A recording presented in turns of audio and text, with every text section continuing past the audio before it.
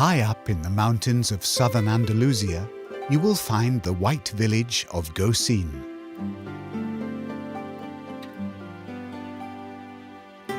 A short distance from the village, there is a vineyard known as Bodega Cezar. It's a relatively new bodega, built in the 1990s. It has beautiful facilities with many elegant and stylish buildings, and with a fantastic view overlooking the Rock of Gibraltar, and beyond that, Africa and the Atlas Mountains.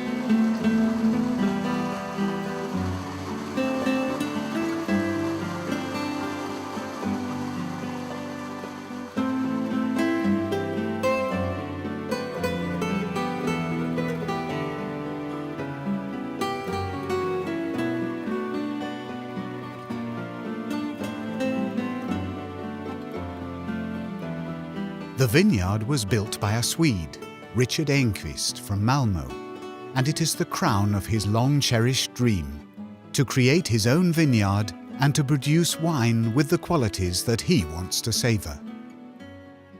But how do you create a vineyard from a barren mountaintop? Well, you start by planting a vine plant, or rather a rootstock. In this case, an American rootstock, which is resilient to the dreaded phylloxera. Once the plant is established and has started to grow, you graft onto it the variety of vine you wish to grow. Richard chose the Spanish grape Tempranillo, a classic Spanish grape. Then, for a couple of years, the vine has to grow stronger and taller, during which time it won't produce a harvest. Here up on the mountain, the winter can bring in snow. This doesn't pose a threat to the vine plants. On the contrary, the snow is a welcome guest because changes of temperature are good. Even orange groves can handle snowfall without any problem. It is the occasional frost that may do more damage than good.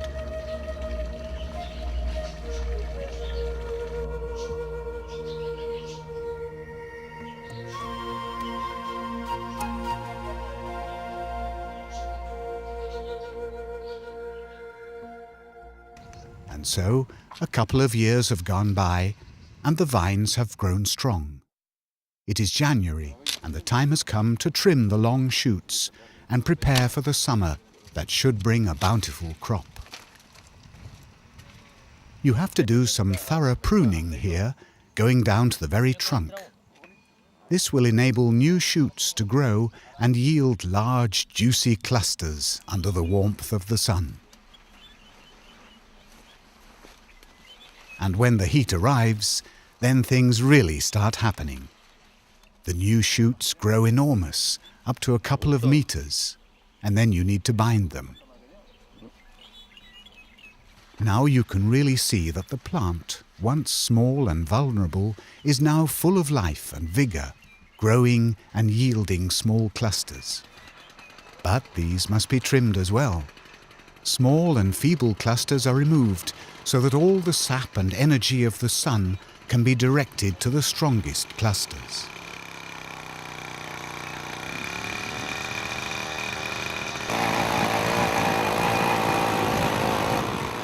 The general rule of thumb is to keep your vineyard clean and tidy. Weeds and other parasitic plants steal the food from the vine plant and must be removed, even if the roots of the vine have stretched deep into the soil in search of nutrients. Of course, wild shoots from the trunk must also be snipped. As we said, Gocin is situated high up in the mountains. Even so, it actually has its own railway station, which is in the heart of the long valley, in the little village of El Colmenar.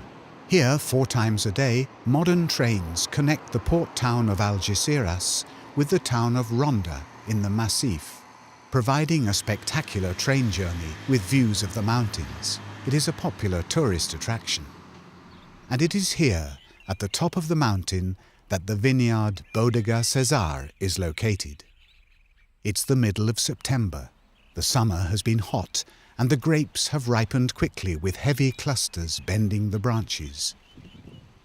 Now it is time for the wine master to test for the first time the sugar content in the grapes. He will do so with the help of one of these Brix meters.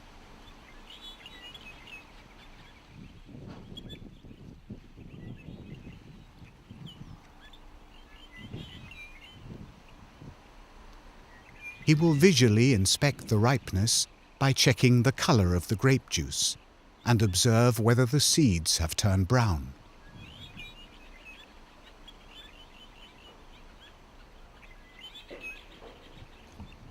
He can then ascertain whether harvest time has come.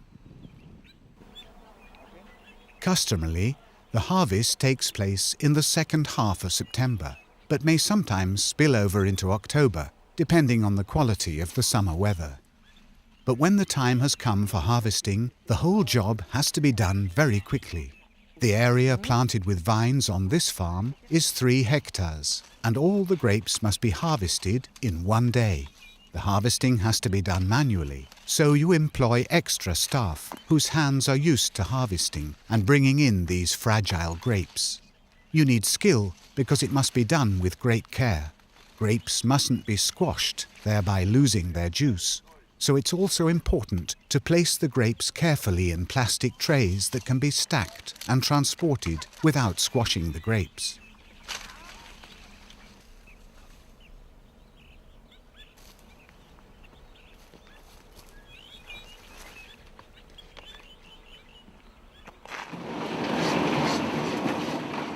Then the grapes go directly into a pressing machine, which also separates branches and other elements from the plant that need removing. Such material is collected and turned into till compost so that it can be returned to the eco-cycle. But if you want to fully harness the capacity you have to make wine, the grapes that you grow in this area on your own are not enough.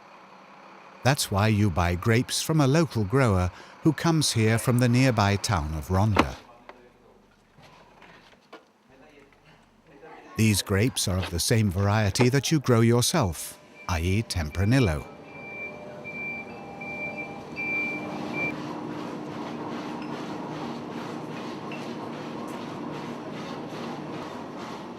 You weigh the grapes very carefully and note down all the details so that you can work out how much wine you can produce and make sure that you get value for money.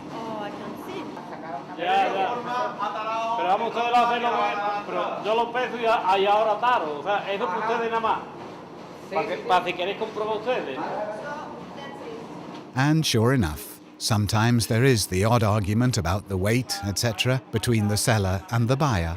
But arguments are a natural ingredient here in Spain.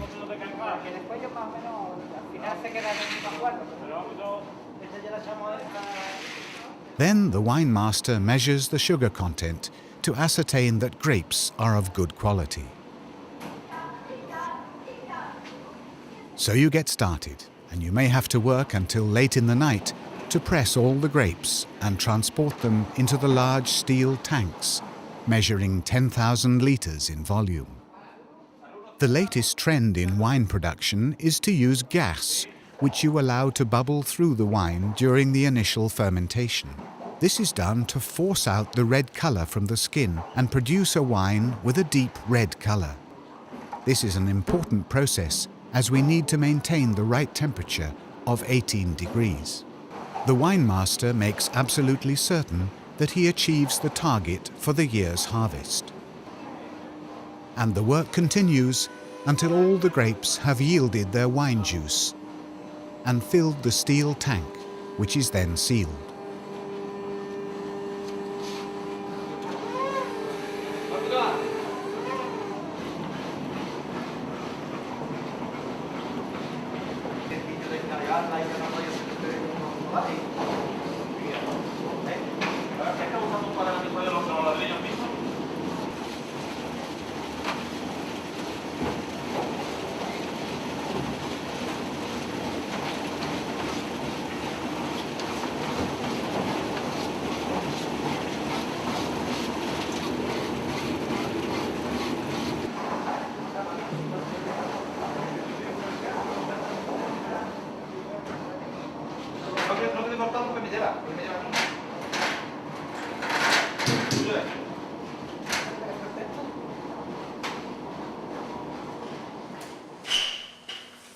Three to 4 days later, the initial fermentation is over and the wine is siphoned into another tank. This is that wax up here. You see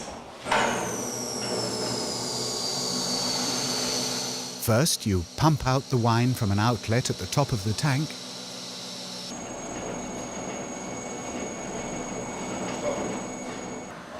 And then you move the hose to an outlet at the bottom. It is fitted with a glass tube because quite a bit of sediment has accumulated at the bottom of the tank and you don't want to carry that over into the next fermentation process. You can see when the sediment arrives in the glass tube, which is when you stop the siphoning process. that it's clean. When it's not clean anymore, we close.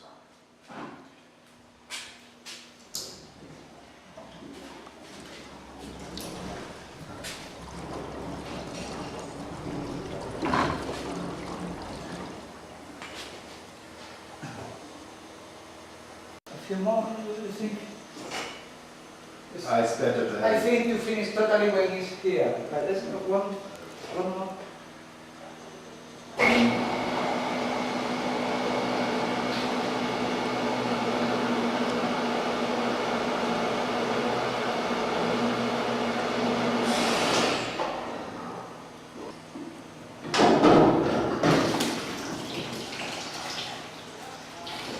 Yeah, this is not This good. is in this tank. Yeah. This is solid. Yeah.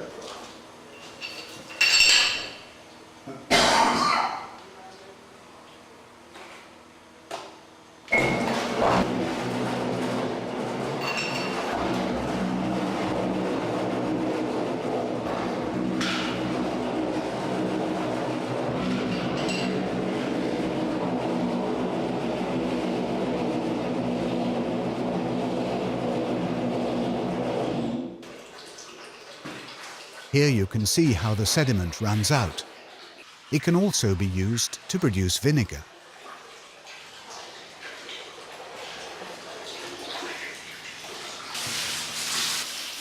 Then you clean the tank, which is obviously a very important job, because you have to make sure there is no bacteria. This, in fact, could ruin an entire harvest.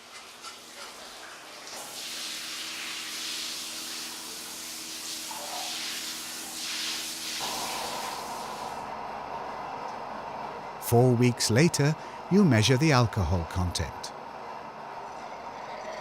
During this inspection, you check the color, the aroma, and of course the taste of the wine. This gives you the first idea of what the wine will taste like.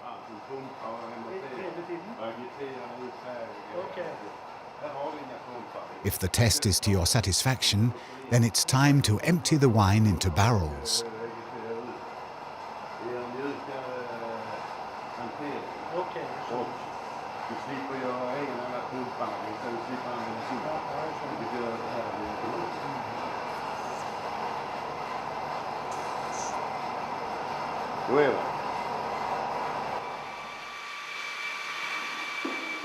But first you must rinse the barrels and clean the insides.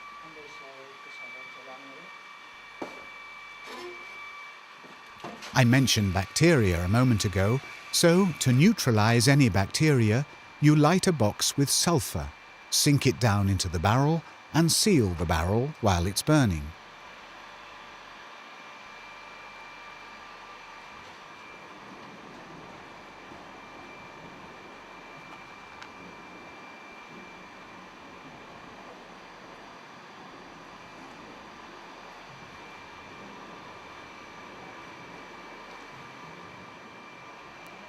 Then it's time to fill the barrels with wine through one of these filling contraptions, which closes off the flow when the wine has reached the right level in the barrel.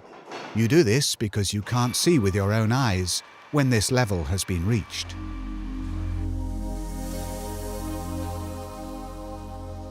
Then the wine is left for 1 year to ripen in French oak barrels until it becomes strong and full-bodied.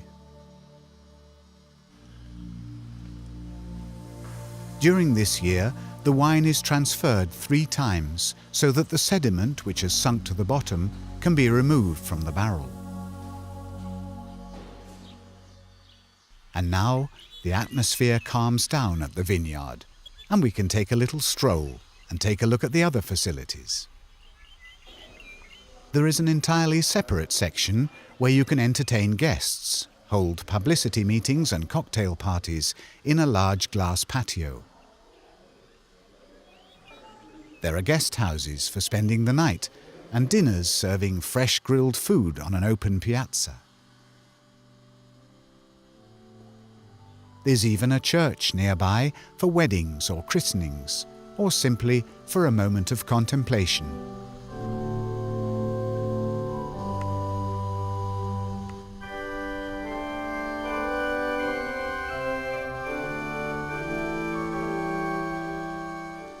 And in this cupboard, there's a large video screen for showing publicity films and other interesting material.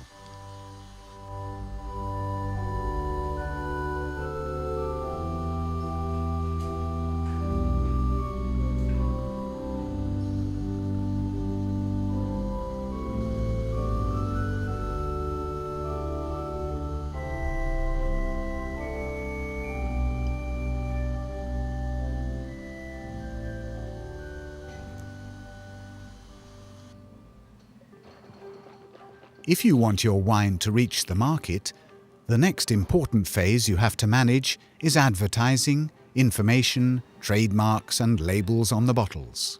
Quite simply, you need marketing. The person in charge of this duty is Michael Koch at Koch & Co. in Vellinge, back home in Sweden. He has produced all the important details, such as the coat of arms, the logo, the labels, and even a brochure available in Spanish, English, German and Swedish.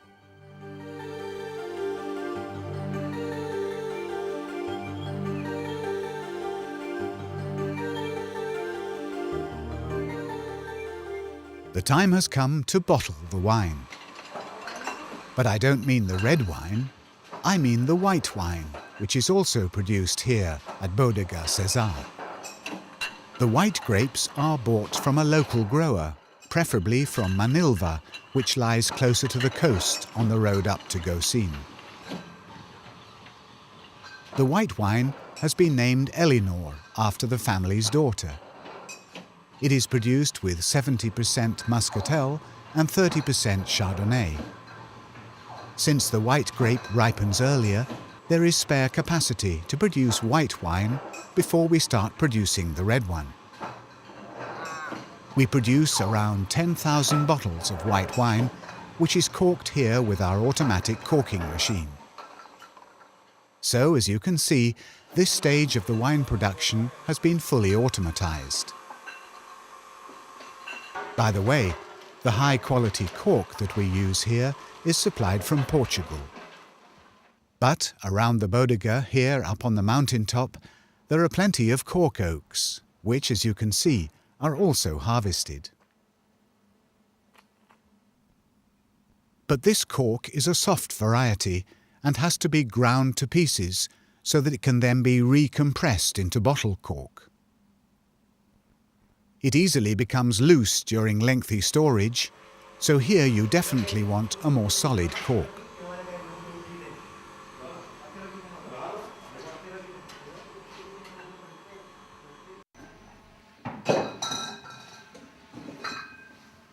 The next step involves capping and labelling wine bottles, which is another fully automatized process.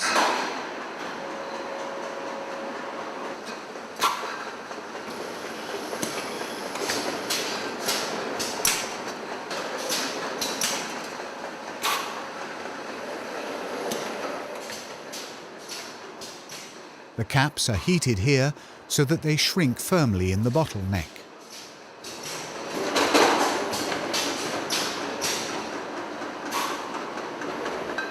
And last comes the Elinor label, and the white wine is ready to be enjoyed.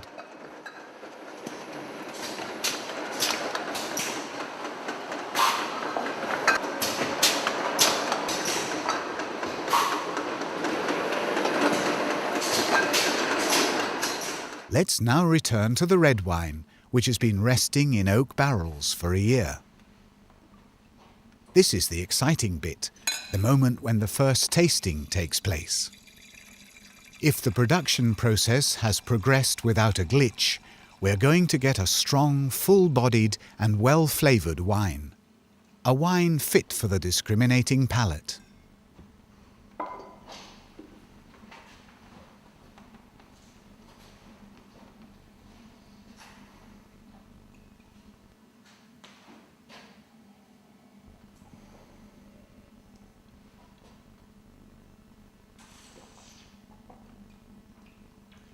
That's good. Color is all right. It's different, if you Yeah, see. a little bit more. Yeah, it's okay. Actually, I think for the market this is better. Because the other one is... The winemakers seem happy with the result. It tastes like sueños, which is in fact the name of the wine, and it means dreams. Enthusiasts. Or those who want to have it in the cellar for a long time. The wine is bottled and then placed in the wine cellar. We're talking around 12,000 bottles. And this wine can be stored for 10 to 15 years in a properly conditioned wine cellar. The longer it stays there, the better it gets.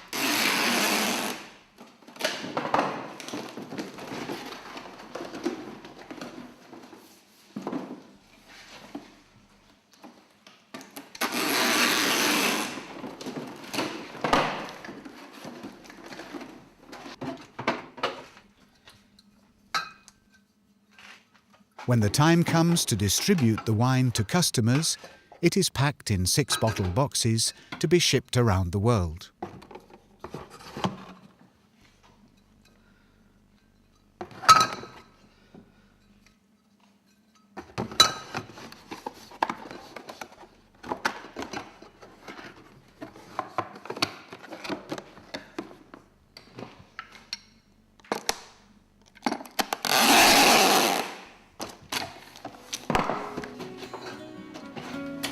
Well, that's the end of the wine production story at Bodega Cezar in Gossin.